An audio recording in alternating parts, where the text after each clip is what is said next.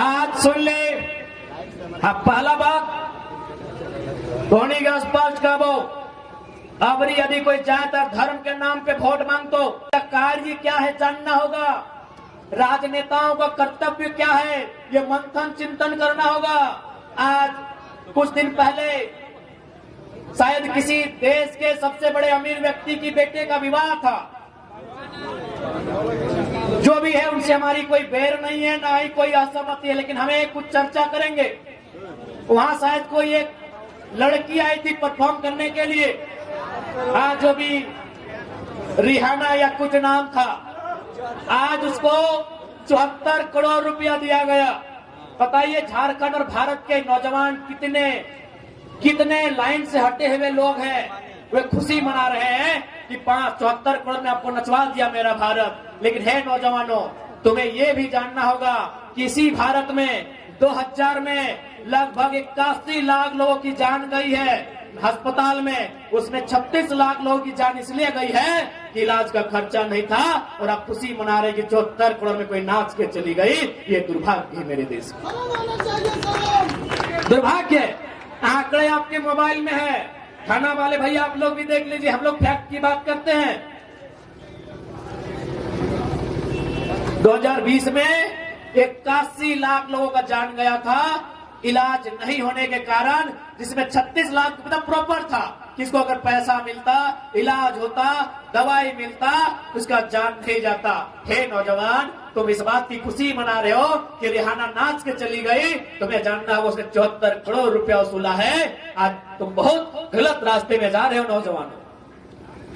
ये धर्म के नाम पर, ये जात के नाम पर, ये हिंदू मुसलमान इंडिया पाकिस्तान के नाम पर तुम्हें गलत रास्ते पर लेके जाया जा रहा है, जिस देश में 36 नहीं नौजवानों, 36,000 नहीं, 36 लाख लोग इसलिए मर गए कि उनके पास इलाज का अभाव था।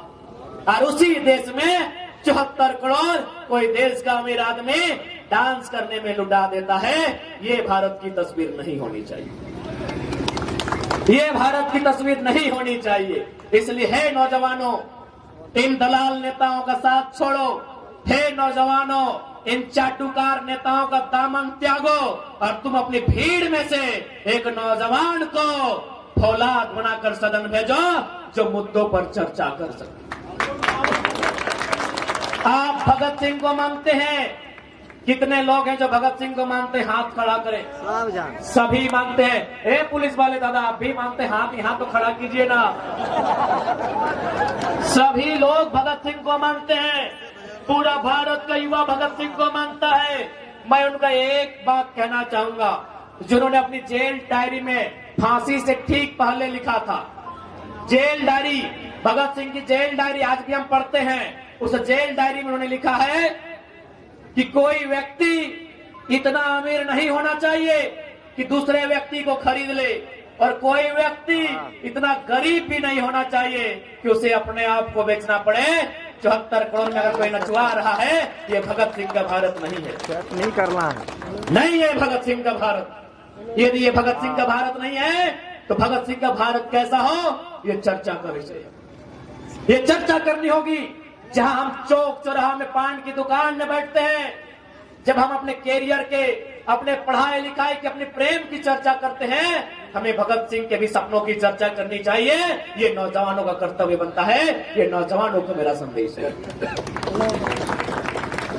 हमें चर्चा करनी होगी, हमें समझना होगा कि भगत सिंह का भारत कैसा हो, गांधी का भारत कैसा हो, अंबेडकर का भारत कैसा हो, आजाद अशफाक उल्लाह खान और कलाम का भारत कैसा हो, ये हमें समझना होगा।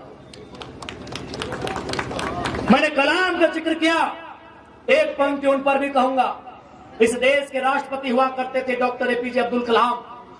जब उनका देहांत हुआ, जब उन्होंने अपने शरीर को त्यागा, एक टीम उनके घर गई, यह जानने के लिए गई कि राष्ट्रपति ने अपना पूरा जीवन सादगी से बिताया है, मरने के बाद ये क्या क्या छोड़ के गए, कितना धन दौलत छोड़ के गए, कितना रुपया पैसा छोड़ के गए। एक team doctor APJ Abdul Kalam के घर गई, उनके घर की तलाशी ली गई। आपको बताना चाहेंगे एक 2 कमरा मिला 10 बाय 10, जिसको हम लोग वो चाली है वो भीतर बोलते हैं। एपीजे अब्दुल कलाम साहब की जब तलाशी ली गई, 2 कमरा मिला 10 बाय 10 का। उस कमरे में 2500 किताबें थी। उस कमरे में 2500 किताबें थी। 12 या 16 डॉक्टरेट की डिग्रियां थी जो उनको उपाधि में मिला था। डिग्रियां उपाधि में मिलती है, यानी 12 या 16 डॉक्टरेट की उपाधि थी जो डॉक्टर साहब को उपाधि में मिला था। शायद 3 या 4 फटे मोजे थे, शायद 4, क्योंकि जोड़ा में होता है। 4 फटे हुए मोजे थे, कुछ कमीज थी और कुछ पतलून थी। उसके अलावा 1 रुपए का ढेला तक नहीं मिला था। ऐसे राष्ट्रपति थे एपीजे अब्दुल कलाम।